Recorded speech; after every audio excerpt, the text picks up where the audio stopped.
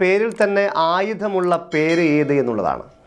പേരിൽ ആയുധമുള്ള പേരേതാണ്? ചില ആൾക്കുള്ള പേരാണ്, മറ്റൊന്നല്ല. നമ്മളെ പണ്ട് കാലങ്ങളിൽ വടക്കൻ കഥകളിലൊക്കെ ഒരു ആയുധം ഉപയോഗിക്കാറില്ലേ നമ്മുടെ എതിർകക്ഷികളായിട്ട് പോരാടാൻ വേണ്ടിയിട്ട്, അല്ലേ? ഉത്തരം പൊതുവാളാണ്. പൊതുവാൾ എന്ന് പറയുമ്പോൾ അതിനകത്ത് വാൾ എന്ന് പറയുന്ന ഒരു ആയുധമുണ്ട്. വാളും പരിചയമാണ് പണ്ട് കാലങ്ങളിൽ നമ്മുടെ യുദ്ധത്തിലൊക്കെ നമ്മളല്ല പണ്ടത്തെ കഥകൾ നമ്മൾ കണ്ടിട്ടുള്ളൂ, അതായത് പേരിനകത്ത് ആയുധമുള്ള പേരേതാണ്? ഉത്തരം പൊതുവാൾ. അതിനകത്തൊരു വാളുണ്ട്. ഒരു പലഹാരത്തിൻ്റെ പേരിലുള്ളതാണ്, പക്ഷെ അത് ശരീരത്തിലായാൽ വേദന ഉണ്ടാകും.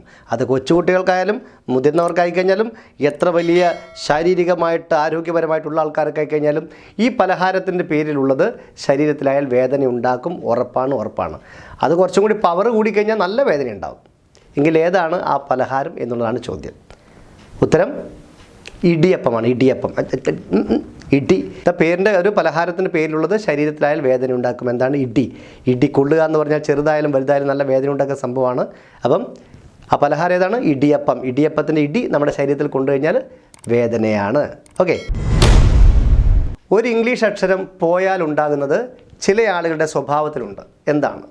അതായത് ഒരക്ഷരം പോയാൽ ഒരു ഇംഗ്ലീഷ് അക്ഷരം പോയാൽ ചില ആളുകളുടെ സ്വഭാവമാണ്. എന്താണ്? സ്വഭാവത്തിലുള്ളൊരു കാര്യമാണ്. എന്താണ് എന്നായിരുന്നു നമ്മുടെ ചോദ്യം.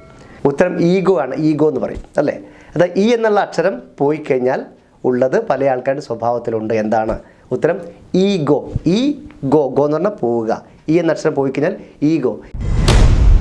ഒരു നിറത്തിൻ്റെ പേരിൽ അറിയപ്പെടുന്ന കള്ളം ഏത് എന്നുള്ളതാണ്. നമ്മൾ സ്വർണത്തിൻ്റെ പേരിൽ കള്ളം പറയാറുണ്ട്, അതായത് സാമ്പത്തികമായിട്ട് പൈസയുടെ കാര്യത്തിൽ നമ്മൾ കളവ് പറയാറുണ്ട്. അതുപോലെ തന്നെ നമ്മൾ എന്താ പറയുക, വേറെ എന്തെങ്കിലും നമ്മൾ തെറ്റ് ചെയ്ത് കഴിഞ്ഞാൽ നമ്മളത് ശരിയാണെന്ന് പറയും, നമ്മൾ തെറ്റാണെന്ന് കളവാണെന്ന് പറയാറുണ്ട്. എന്നാൽ ഒരു നിറത്തിൻ്റെ പേരിൽ അറിയപ്പെടുന്ന കള്ളം ഏത് എന്നാണ് ചോദ്യം. ഉത്തരം മറ്റല്ല, പച്ചക്കള്ളം എന്നുള്ളതാണ് ഉത്തരം. പച്ചക്കള്ളം.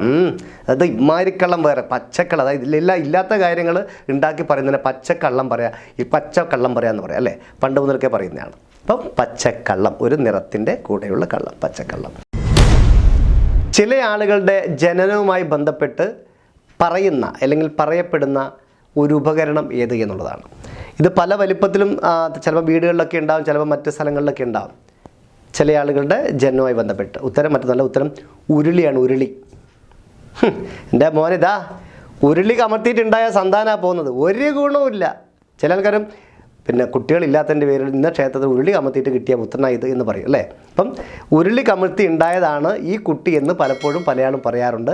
അങ്ങനെ പണ്ട് മുതൽക്കേ പറയുന്ന ഒരു വാക്കാണ്. അങ്ങനെ പലരും ക്ഷേത്രങ്ങളൊക്കെ ഉരുളി കമർത്തിയിട്ടുള്ള സംഭവമൊക്കെ നമ്മൾ കേട്ടിട്ടുണ്ട്. അതായത് ചില ആളുകളുടെ ജനനവുമായിട്ട് ബന്ധപ്പെട്ട് പറയുന്ന ഉപകരണം. ഉത്തരം ഉരുളിയാണ്.